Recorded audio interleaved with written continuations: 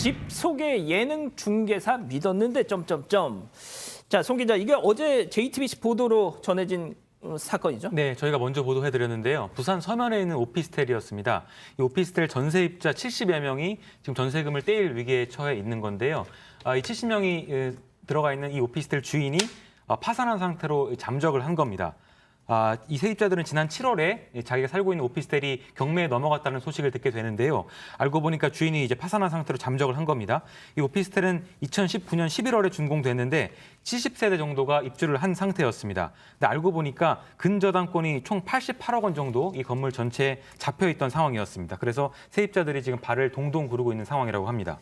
자, 뭐 다 아시겠지만 오피스텔에 사는 사람들은 다 미혼, 또 20, 30대 청년들이 대부분이잖아요. 지금 사건도 20, 30대가 대부분이에요. 사실 20, 30대의 마음 저도 이해를 합니다. 이게 사실 월세 40만 원이 정말 쉽지는 않아요. 이게 왜냐하면 월급 받는 그 비중에 매달 40만 원 나가는 게 굉장히 힘들다 보니까 지금 20, 30대가 서면에 있는 이게 오피스텔 면적은 넓지는 않지만 서면에 있었고 또 이렇게 전세로 8천에서 1억 천이니까 한번 돈을 딱 8천만 원 투자를 하면 내가 나올 때 8천만 원 가지고 나올 수 있는 거잖아요. 그럼요. 그 월세 40만 원 안 낸다는 게 진짜 이게 메리트거든요. 그럼요. 그래서 지금 이러한 어떤 상황이 발생했는데 과연 이 집주인 정말로 사기가 아닌가 정말 한번 살펴봐야 될 것 같습니다.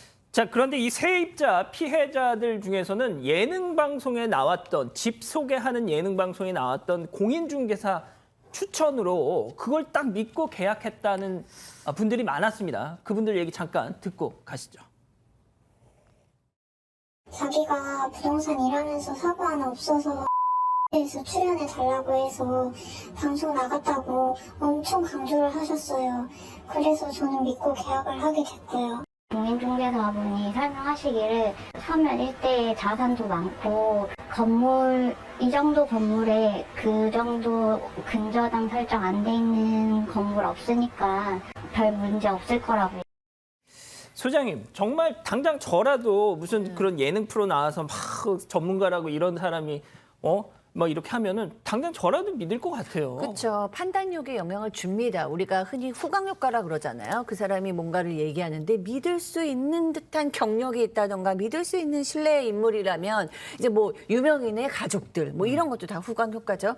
그러면 내가 판단을 할 때 이 정도 어떤 경험이나 노하우를 갖고 있는 사람 믿어도 되겠다라고 생각을 하기 때문에 사실 젊은 청년들이기 때문에 더더구나 순진하게 믿었는데 사실 공인중개사가 법적으로 어떤 책임이 있는지는 저는 잘 모르겠는데 본인이 한 말에 대해서는 조금 책임의식을 좀 가져야 되지 않을까라는 생각이 좀 드네요.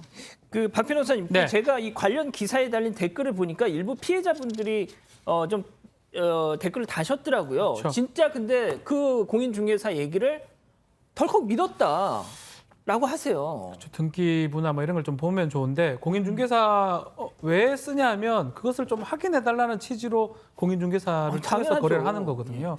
근데 이제 공인중개사 얘기는 이렇습니다. 일단 자기가 중개할 그때만 해도 이 경매가 진행되진 않았다. 만약에 그때만 경매 진행됐다 그러면 자신의 잘못이 맞는데 자기가 중개할 때는 완전 정상이기 때문에 대출도 했다는 식으로 얘기를 하고 있는데 어쨌든 간에 이 세부적으로 이제 그 피해자들 사이에서는 상당히 좀 불만이 많은 것 같아요.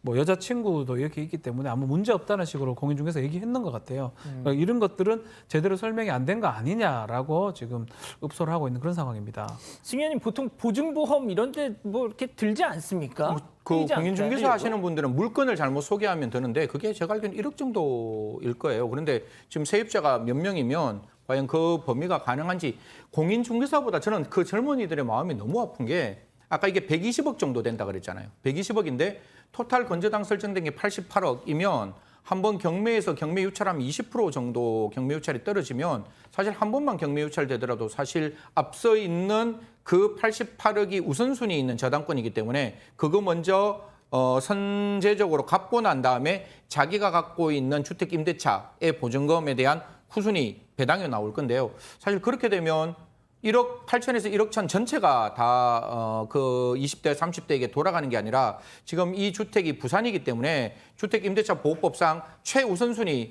의한 그 비용을 받는다 할지라도 그게 제가 지금 이제 광역시하고 특별시가 얼마만큼 늘어난지는 정확하게 모르겠지만 그거 2, 3천만 원도 안 된다고 생각하거든요. 그래요? 그러면 굉장히 문제 있는 거죠. 그리고 저는 공인중개사 분한테 제가 누군지는 모르지만 그냥 제가 아쉬운 거는 아니 경매의 문제가 아니라 이게 88억 저당 잡혀 있는 물건이라는 걸 설명은 해줘야죠. 아, 당연하죠. 이게 5층, 7층에 21억이 있고 나머지 층에 67억이 있었는데 그 자기가 들어가는 5층, 7층만 이야기를 해줬다고 하니 이걸 왜 이렇게 이야기를 했을까라는 점은 굉장히 좀 의아하게 아니, 생각합니다. 그러니까 그렇게 좀 전문적인 뭐 뭘 떼어서 확인하고 이런 거 해달라고 우리가 맞습니다. 복비 내면서 예. 중개사한테 이걸 부탁을 하는 건데. 아니 그런데 진짜 이 어떻게 해야 됩니까, 박 변호사님? 그래서 이게 지금 사기, 이른바 전세 사기 아니냐라는 얘기를 좀 하고 있어요. 사기 뭐냐면 속여서 손해를 입히고 자신의 이익 얻는 것.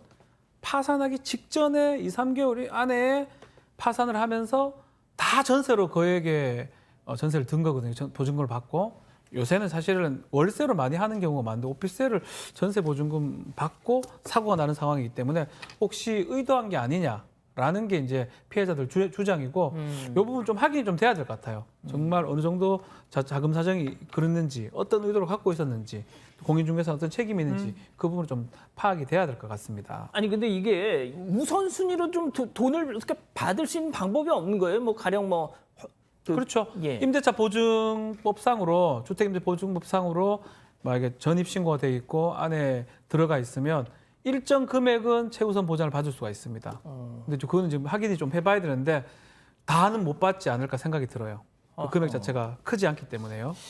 자, 송 기자, 지금 이거 어떻게 해야 돼요, 그러면? 그냥 뭐 눈 뜨고 코 베이는 걸 그냥 보고만 있어야 되는 겁니까, 그럼? 예, 그래서 이제 전문가들은 이제 근저당이 많이 돼 있는 건물은 좀 가급적 피하라고 얘기를 많이 하는데요. 지금도 근저당이 많이 돼 있기 때문에 두 번째로 우선순위를 받는 거라서 근저당이 많이 잡혀 있는 건물에 전세로 들어갈 때는 좀 확실히 확인을 더 해봐라라는 얘기를 많이 하고요.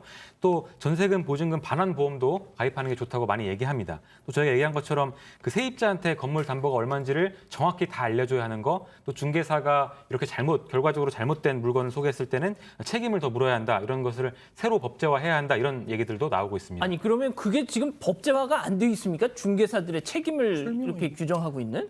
뭐 있긴 한데 금액이 크지가 않아요. 이제 공제를 들기로 돼 있는데 공인중개사업법에 따르면 금액 자체가 아니 그런 식으로 1억 이상이 되지가 않고 복비를 통상. 왜 내는 거죠, 그러면? 그러니까 큰 사고가 나는 거는 막을 방법이 없습니다. 작은 사고는 막을 수가 있고. 근데 이 사건도 과실 고의가 있는지도 확인해야 되기 때문에 등기부 확인 이 부분은 제가 좀 판단컨에는 쉽진 않을 것 같습니다.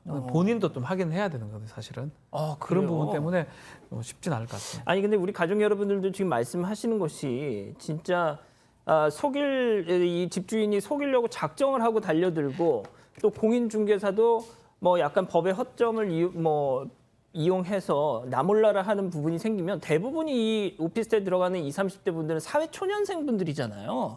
부동산 문제나 이런 거에 솔직히 그렇게 큰 신경을 갖지 못할 분들인데 그냥 이거 그렇게 되면 그냥 당할 수밖에 없는 거 아닌가. 그러니까 그럼에도 불구하고 이제 아까 뭐 변호사님 말씀 잘 주셨는데 주택임대차 보호법상 최우선 변제권, 그러니까 제가 저 주소에 등기 옮기면 그거는 저당권하고 유사한 효과가 있어요. 그러니까 앞에 저당권이 없으면 제가 1번 저당권이 되는데 앞에 저당권이 있으면 그것인 2번 저당권, 3번 저당권 되니까 최우선 변제는 얼마 되지 않아요. 그래서 20, 30대 분들에게 꼭 좀 제가 말씀드리고 싶은 거는 반드시 등기부등본 떼세요. 떼시고 어렵지 않습니다. 등기부등본 딱 보시면 갑구라는 소유고 얼구라는 저당권이 설정된 부분이 나오니까 저당권 설정된 부분이 어떻게 되는지 꼭 확인하시고 저당권 범위가 그 집의 50%나 60% 되는 경우에는 굉장히 신중하게 들어가셔야 한다는 말씀 드리겠습니다. 그 뭐 말씀하셨지만 그 등기부등본 같은 거는 꼭 본인 손으로도 떼어보는 그 정도 노력은 하셔야 될 것 같습니다. 자, 오늘 사건 이렇게 마무리하고요.